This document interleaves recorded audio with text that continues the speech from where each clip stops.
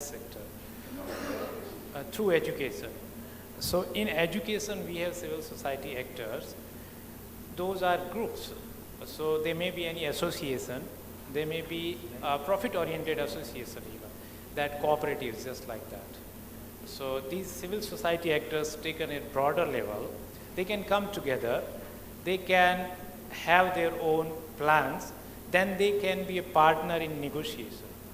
When negotiation is taking at policy level, when private sector is there, state is there, and all are coming together and talking about partnership, so they can raise their voice and they can give their inputs that how to make it better. Collective capabilities, I mean that how to strengthen groups, those who are not getting voice at the decision-making level. So as I said that, but I did not say that PPP is not going to work. Okay, no, I'm just clarifying that situation.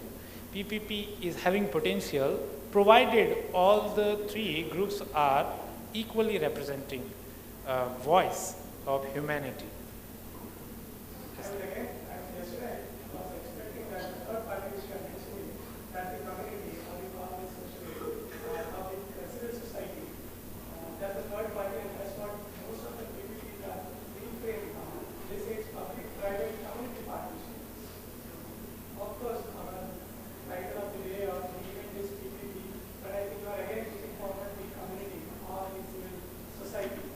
Yeah, in civil society, community groups are included. I think that terminology is public-private community partnership. Maybe that may be an alternate definition of PPP. So we can have many elements. Okay, I mean, thank you. Let it not drag on. Identify. My question to presenter of Pratham case study. Madam, that you've said that there are 2,000 model schools are coming up in 41 blocks, and I just want to know what are these characteristics of new model, or are there any flaws in the existing model? Why these models are coming up?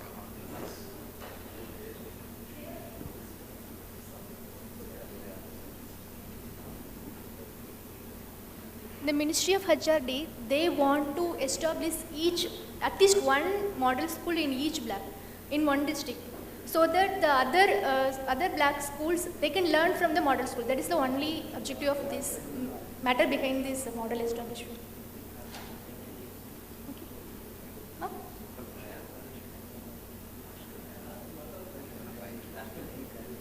Characteristics. Yeah. New model. In this model, the role of the private partners is they are going to manage the schools, like teaching and the management of the schools. It's given by the private. They will give like corporate CSR, they will give all those things. And the state governments, they will give the place for the school establishment. Either they can establish a new school, otherwise they can use the already existing schools. Both way they can do. These two. Any other? Thank you. Any more? So mine is general question. After hearing to all the lectures, I understood that this is not PPP, exactly not representing the public-private partnership. I can call it as private players program, because public participation is not there in some of the cases. Maybe ma'am has pointed out that public participation is there, but in the other cases there is no public participation at all. There only, I think this only the private players, but because the people perception is that now in the country that only private players are giving better education than public sector, this thing. So private players already they are in process. Now, because the people are shifting, the students are shifting to private players. So now whatever infrastructure is there, infrastructure is created by the government, now it has become idle. So some of the players might be in a position to grab those infrastructure. Now they are coming slowly. I think it is my understanding. Thank you. Any other observation? So in the country, both private sector education system is there, public sector education system is there. But of late, people are shifting from public sector to private sector for various reasons. But only thing is, India as a large mass, affordability is a main issue. If affordability is there, even enrollments can be there, even education system can be improved. So to bridge the gap, how to make it as a PPP model, that's an issue which has to be addressed. So you have to find a proper PPP mechanism to bridge this gap, to make India as a future. Thank you. Have a next question. Friends, let me confess I have no authority on triple P in higher education, because as you know that there are no models existing in a higher education sector. And I specialize in finance and econometrics, but being in higher education for 40 years, so I have some observations. You see, if we have to increase the gross enrollment ratio, the government says that we have to open few hundred universities and many thousands of colleges, isn't it? And they say we have no money. Huh? And we have no money for that. But we have to increase the gross enrollment ratio. So colleges, universities, schools, etc., but there is no money. So obviously they are encouraging state governments to pass private university bill, and so that the private universities are, come up and private colleges come up. And obviously, so they are going,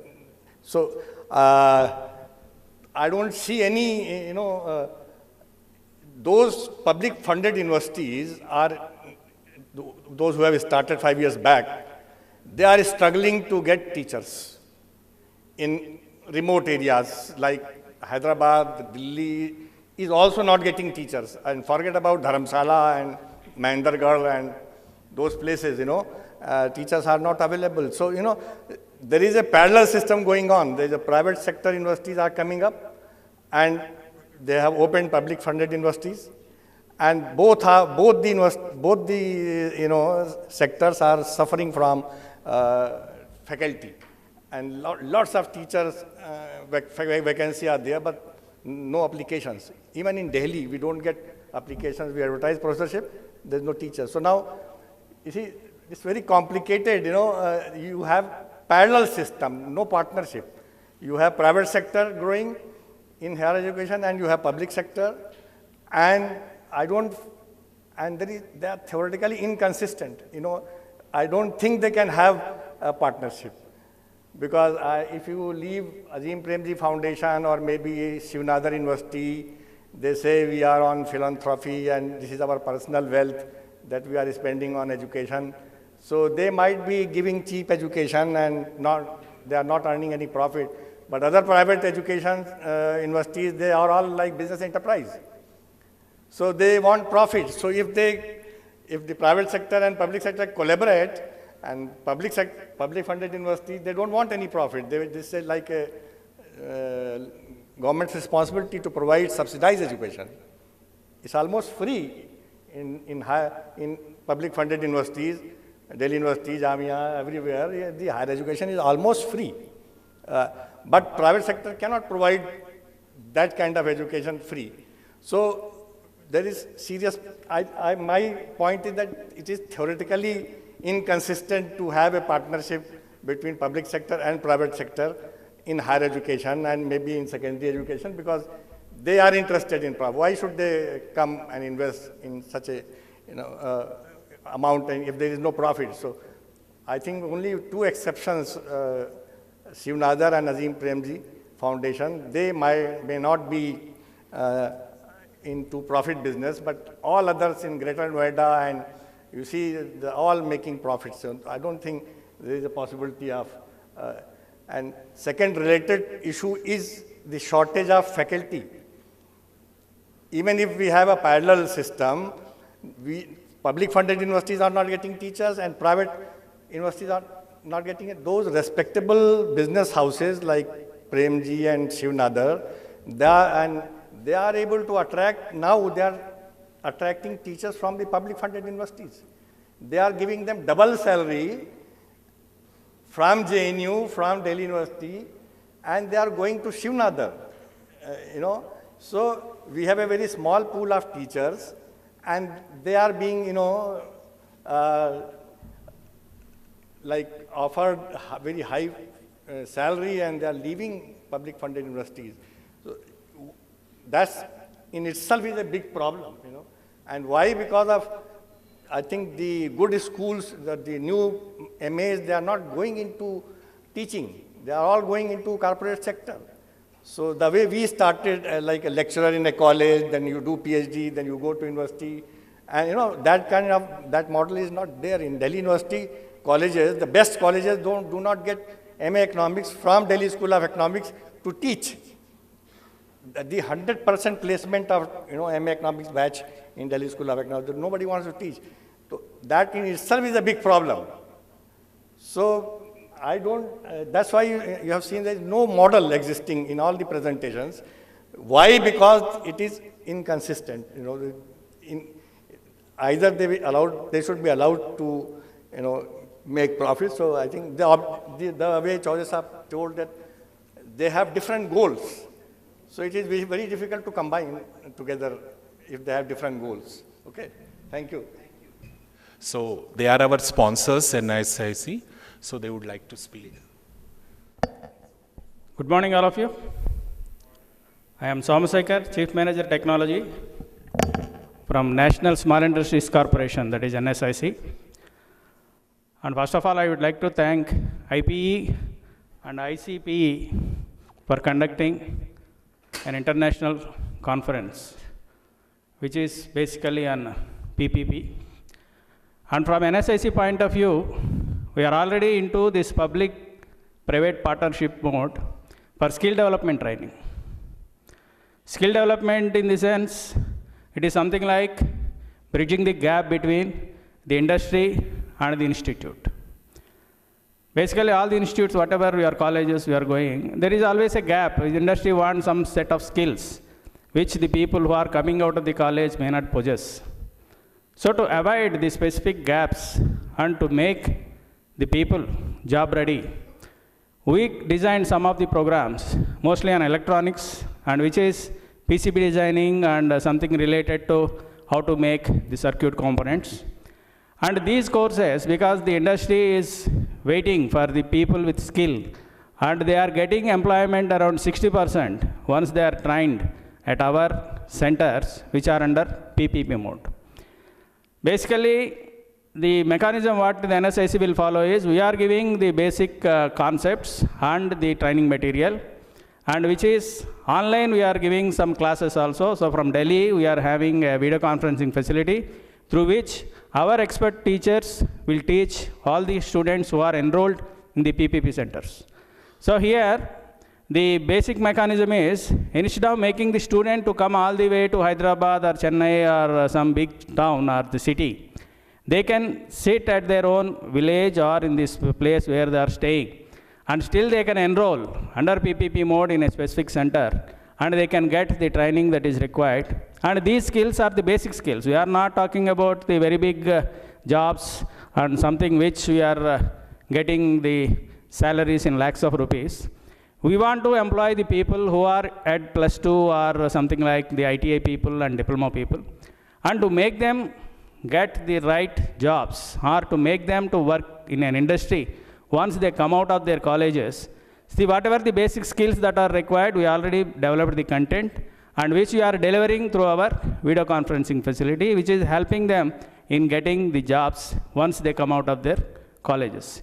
Being the micro, small, medium enterprises, the promoter, NSIC is basically an organization which is established in 1955 by Jawaharlal Nehru to create, promote and foster the small and medium industries. As most of you are aware, this MSME sector is one sector where more than 70% of employment is available for the people compared to other major players, which we are calling as the major industries.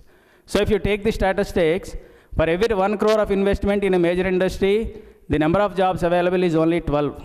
Whereas in an MSME unit, that is the micro, small, medium enterprise, if there is an investment of 1 crore, either by the government or by a private person, the number of jobs they are developing is almost 98. So because of this specific concept of giving more and more employment or employment generation through PPP is one of our basic idea. And to promote the basic training, especially we are calling it as a skill development training. And we are actually offering these programs through whatever the facility, that is, you are using the technology through internet and also through our video conferencing facilities.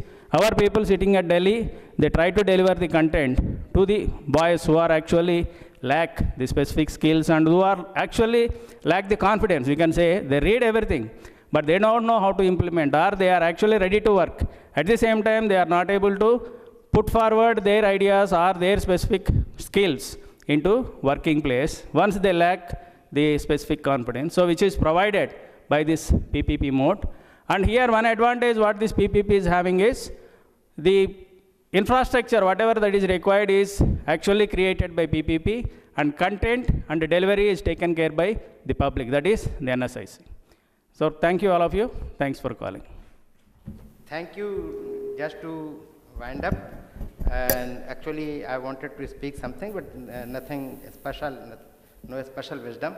So I will cut short, only 5 minutes left. First, I would like to congratulate all the paper writers. There were few on modes, PPP modes. There were few on PPP models. So we needed even more on what is happening